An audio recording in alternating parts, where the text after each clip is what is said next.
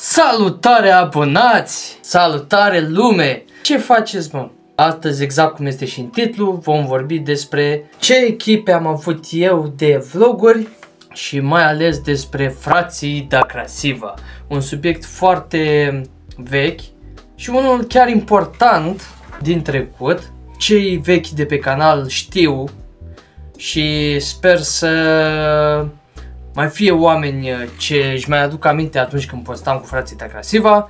Și dacă vă mai aduceți aminte, vreau să scrieți în comentarii cine este prezent aici de atunci. După ce filmez vlogul ăsta, trebuie să editez un video pentru o piesă și după mai rămân două piese înregistrate ce trebuie să le fac videoclip oficial și apoi să le postez. Dar mai durează, că trebuie să editez videoclipul ăsta, după trebuie să fac videoclipul la piesă și după urmează și celelalte două, dar alea mai târziu pentru că o să cam dureze ceva timp, ceva zile, nu știu, vedem oricum. Dar acest videoclip este strict despre echipele pe care le-am avut în trecut. Și ce să spun, prima dată vom începe cu, exact cum a fost și ordinea, cu 4 Street Bikers, adică ăștia. A fost o echipă super, oricum o să vă pun și niște momente din videoclipurile alea. Eram mai mic, mai tânăr, eram uniți, dar uite că viața ne-a despărțit pe drumuri diferite, cu idei diferite și alte mentalități, dar să nu uităm de momentele frumoase ce au fost. Astea vor fi de neuitat. Este a doua zi de filmări, abia m-am trezit, m-am spălat pe față, m-am spălat pe dinți și acum mergem să ne cafelim.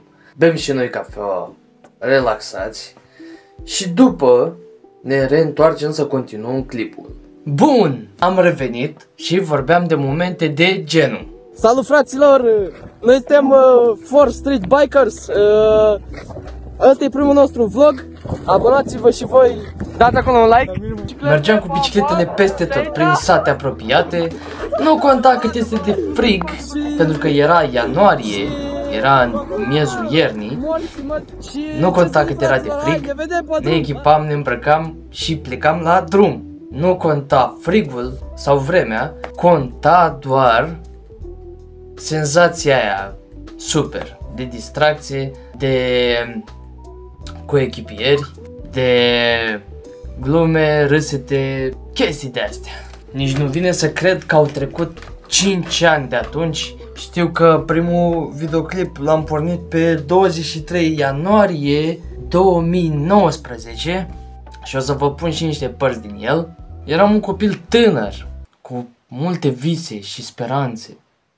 Nu, glumesc, eram tineri, eram aventură și dacă ați văzut că mereu aveam ticul la primul videoclip, să fac mereu așa, nu știu, aveam un tic și nici măcar n-aveam cioc sau mustață.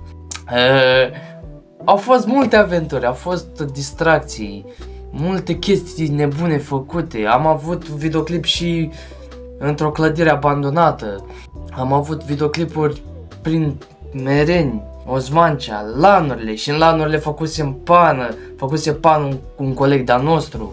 Bă, multe. Țin minte că atunci când un coleg de-al nostru a făcut pană, țin minte că am mers de la lanurile până în Mereni pe jos și sunt vreo 5-6 km, am mers pe jos până am ajuns la cineva de i-a umflat roata momentan până să ajungem în Topraisar și din Topraisar am ajuns, nici nu mai știu, nici nu mai țin minte, ori pe jos, ori cu bicicleta, parcă pe drum mi se desumflase roata, nu mai știu, dar știu că am ajuns într-un final, dar greu. Băi, și ne amuzam pe chestia asta, era o harababură totală, dar ne amuzam și era frumos că eram toți în echipă. Știu că într-un timp foarte scurt, de nu știu, o lună și ceva, două, am strâns abonați în număr foarte rapid. Dar echipa asta n-a durat mult, 4 Street Bikers, chiar nu a durat mult, nu știu, cred că a durat vreo 2 luni, totul, până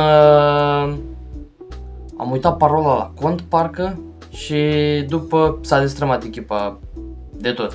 Adică, în loc să fim alături, să facem alt canal, să fim uniți, nu, s-a destrămat. Iar acum să începem cu frații de Agrasiva, adică ăștia. Știu că după ce se destrămase echipa Four Street Bikers, ieșeam cu un tovarăș vechi, ieșeam la suc, am stat, am discutat și până la urmă am fost de acord să ne facem o echipă și să mergem în aventuri nebune. Am străbătut câmpurile, am străbătut locuri abandonate, am fost prin sate străine, am umblat peste tot și ne-am făcut amintiri o grămadă, multe râsete, multe momente frumoase, cum ar fi, spre de exemplu, momente care nu ne ieșeau la filmări și vă redau acum să vedeți cam cum arată o scenă. Mă, frate, mă, de ce râzi, mă? Hai, lasă. Salut, fraților, ne-am reîntors cu un nou episod. Azi nu am putut filma că... Salut, fraților, ne-am reîntors cu un nou episod.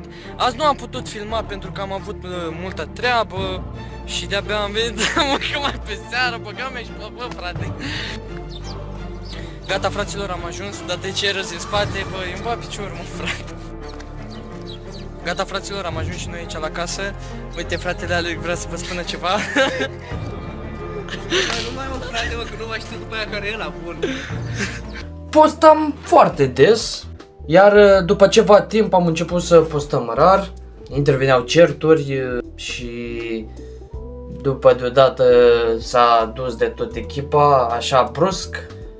Și după ce că tot eu eram ăla care stătea seara să editeze, eu filmam, eu vorbeam, eu alegeam momente, eu făceam cadre, în fine.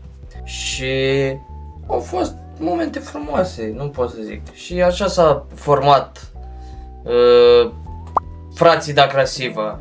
Apoi n-am mai făcut nimic și am zis, băi, hai să încerc pe cont propriu. După ceva timp în care m-am gândit foarte mult ce să fac, că deja prinsese echipa frații de Agrasiva și erau dorite mereu videoclipuri. Până la urmă am rămas doar eu cu mine și am lucrat singur la chestia asta cu vlogurile. Au fost momente dificile când ai o echipă, merge bine, e distracție, vibe bun și chestii și deodată se ducă de râpă. Bă, nu știu, gen... Aș fi vrut să am o echipă în care să nu existe șansa asta de a se duce de râpă, dar până la urmă este mai bine pe cont propriu și nu mă plâng pentru că filmez ce vreau când vreau și mă bucur că sunteți aici mereu pe videoclipurile mele și sunteți mereu alături de mine pe canal și pe live-uri în fiecare seară la ora 10. Intrați, discutăm și chiar îmi face plăcere. Și cam, ce să spun, cam astea au fost echipele mele de vlog. Nu cred că va ieși un videoclip chiar atât de lung, dar parcă simțeam să vă spun chestia asta cu echipele. Că, nu știu, au rămas acolo în amintire, știi, au rămas în trecut. Dar sunt momente frumoase și chestiile astea nu se uită niciodată. Dar am revenit și sunt mai dedicat ca niciodată să postez pe canal, să fiu alături de voi, să vă ofer content în fiecare zi și să vă ofer content mereu. Vă zic sincer, este a treia zi de filmări pentru că nu am avut timp. Mereu mă apucam de filmat, apoi intervenea ceva și mă ținea până seara târziu. După seara târziu trebuia să mă pregătesc pentru live și tot așa. Am observat de când mi-am dedicat timpul pe acest canal, am observat că mi-au crescut urmăritorii și vă mulțumesc că vă adunați din ce în ce mai mulți și vă mulțumesc că sunteți aici pentru mine și sper să ne formăm o comunitate uriașă, gigantică și să fim uniți mereu și mă bucur că ați venit din ce în ce mai mulți oameni noi pe canal. Am observat chestia asta și mă bucur extraordinar de mult pentru că, nu știu, observ că munca mea este apreciată. Poate alții spun, băi, asta ce muncă e, mă, frate, și nu știu. Bă, frate, gândește că trebuie să filmezi, trebuie să editezi până târziu, trebuie să aranjezi cadrele cum trebuie. Sunt mai multe chestii și asta e muncă. Va ști doar cine înțelege și știe care este treaba cu vlogurile. Și presupun că sunteți mulți pe canal care știți cum merge treaba. Da, cam astea au fost echipele. Ce pot să spun? Acum sunt pe cont propriu. Sper să mergem tot mai sus cu acest canal și cu canalul de muzică și să plecăm cu ambele în linie dreaptă, în sus! Să zburăm în sus și să fim uniți cu toții, pentru că voi mă faceți să postez și voi mă motivați să fac clipuri și piese mereu și vă mulțumesc pentru chestia asta. Așa că ne auzim în fiecare seară pe live la ora 10, la o bârfă, la o discuție de seară. Și ce să spun, dacă v-a plăcut, lăsați și voi un like, lăsați și voi un comentariu, dați share să se ducă cât mai departe ca să vadă cât mai multă lume și să afle de noi. Și abonați-vă să ne strângem din ce în ce mai mulți, să fim mai mulți pe canal. Așa că ne revedem data viitoare, eu vă salut, baftă!